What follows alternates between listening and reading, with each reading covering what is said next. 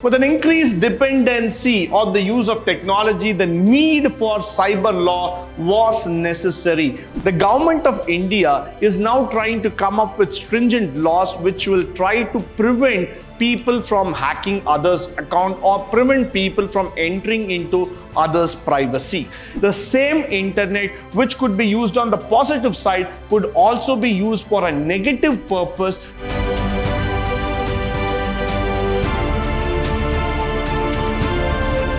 Good morning and welcome to the third session in Unit 4 Commercial Law, where we are going to talk about the second part of the cyber law. So we were interested, we were very much involved in the digital world of understanding how the cyber ethics, how the cyber world works, and what are the different kinds of problems that are evolving in the cyberspace. Now, with that evolution factor, with that system in mind, let's talk about the evolution of cyber law. Why? Because with an increased dependency on the use of technology, the need for cyber law was necessary. Much like every coin has two sides, similarly, the dependency of technology also has its pros and cons. So what I'm trying to bring in here is that with the factors called as innovation, invention, technology, and other factors talking about, we have also come to a situation how to prevent it, how to hold it back. Because when you are inventing something new,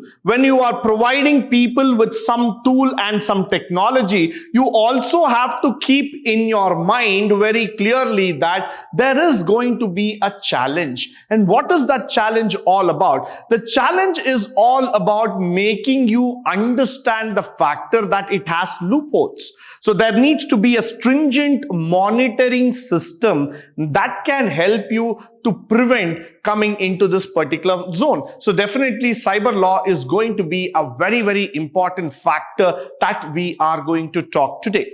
Now, the rise of 21st century has marked the evolution of cyber law in India, especially with the Information Technology Act of 2000. The first ever cyber crime was recorded way back in 1820. Now, you might ask that at that point of time, there was no computer at all. What they had to say is that it was not exactly a cyber crime, but it was actually a factor where people had found trying to get into others' details, trying to do a spying activity, all that itself is being classified as a cyber law, as a cyber crime altogether.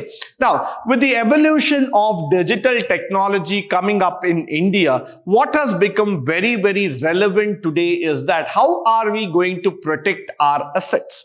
Why? Because right from the old ages, we always had this game of spy and the factors of thieves coming inside, finding out the data, intrusions and other factors. Now, this has become even more evident because you are now just logged on to the world of complete digitization and you never know who is snooping on you in terms of taking away your data.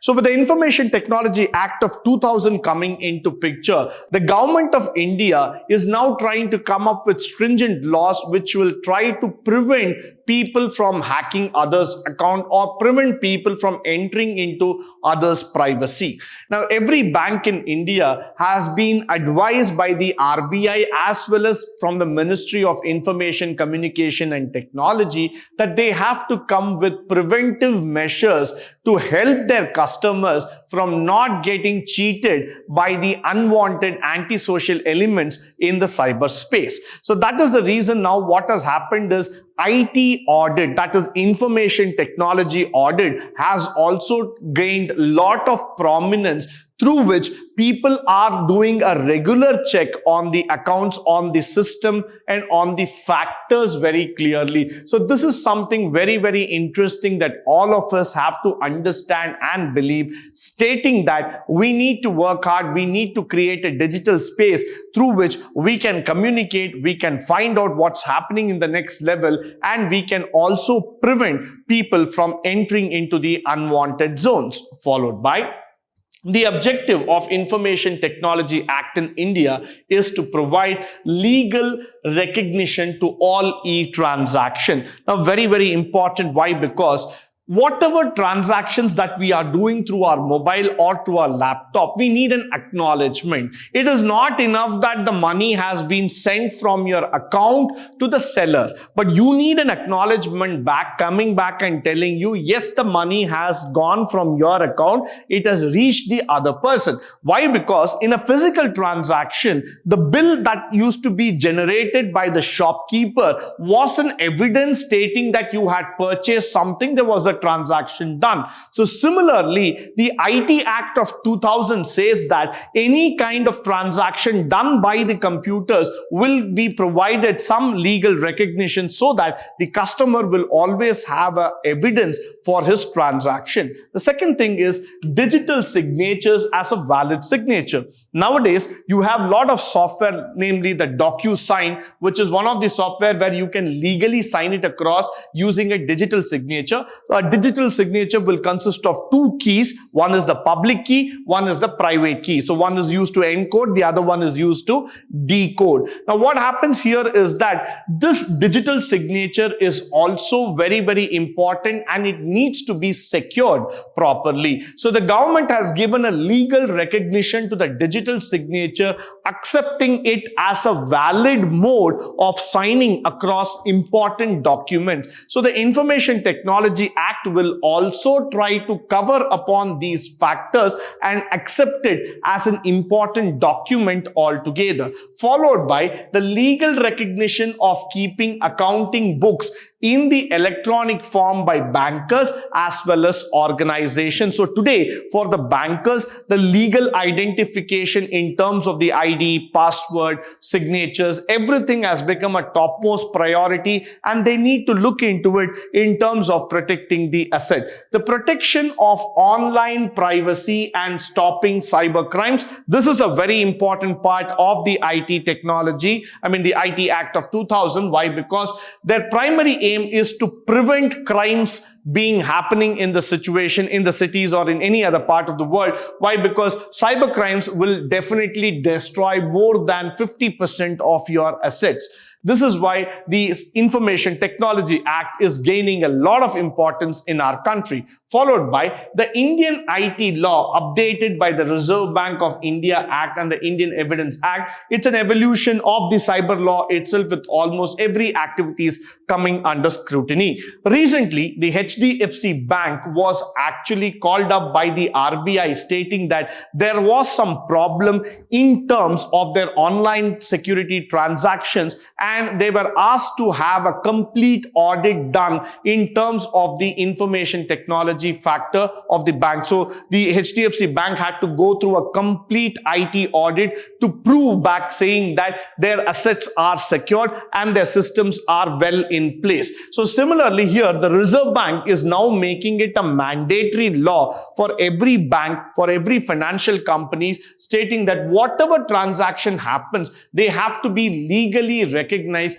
and the customer should be aware of the transaction that is done. So the RBI says to the banks and financial transaction houses, saying that every transaction has to be recorded, it has to be maintained, and there has to be an audit provided to the people. So this is very, very important for all of us to understand at this moment. However, one thing about the cyber law is that there are certain areas which cyber crimes do not apply. What are those areas? Negotiable instrument other than the check factor, power of attorney, will, the contract for sale or conveyance of immovable property, central government notified documents or transactions altogether. Now, why is this? These are certain things which are not going to be covered under the IT Act 2000. So they say that negotiable instrument being other than the check. So if it's something other than the check, it's a demand draft or something else, we are not going to cover it. Power of attorney has got nothing to do with the legal of the Information Technology Act. Suppose it's a will that is being written, again the IT Act is not going to come and cover it, followed by the immovable property, the contract of sale, and the central government notified documents. These things are being kept away from the IT Act 2000. Now, the other thing is that the need for cyber law is what we are trying to talk about. Why? Because in the present cyber world, which is becoming more and more tech savvy, the other side, you are losing about the security and the identity issues. So the world is becoming more and more sophisticated, no doubt about it. These days, we have gone to that level where we have started thinking that the laptop and the mobile are our living place, are the dwelling places altogether. So anybody's identity or anybody's, the virtuality is all counted by the mobile, by the laptop, by the gadgets that we carry. So that's becoming more and more important. Gone are the days where people used to go to the bank and withdraw money. After that, the ATM came, but now even the ATMs are being ignored because everything is becoming a digital cash transaction. So what is happening is that whether you like it or not, you are being pulled into the world of digital economy, which has been happening. So the internet and technology were launched for a research purpose, trying to make the life of people easier. Now, during the pandemic time, most of the bills were being made by the electronic transaction because the contactless way of doing transaction, the way of sitting at your home and conveniently paying your electricity bill or your water bill or any other utility bill was made possible because of the digital economy. But the same digital economy is now posing a threat for the human beings because they feel that there's an increased need for security that comes into picture. Now, at the same factor, as the nature of internet is anonymous, easy to commit cybercrime, there might be many misuse largely expected. That's quite evident in our system because we find that the same internet, which could be used on the positive side, could also be used for a negative purpose, trying to make some sort of antisocial elements which can cause harm to the human beings. Now, with this, I come to the end of this particular session. I hope and believe that all the information that is being shared through this session will be of a great resource and benefit to you. In the upcoming session, we shall talk more about the different aspects of commercial law. But until then, stay tuned, stay blessed, and stay enlightened forever. Thank you once again for joining me today on this wonderful session.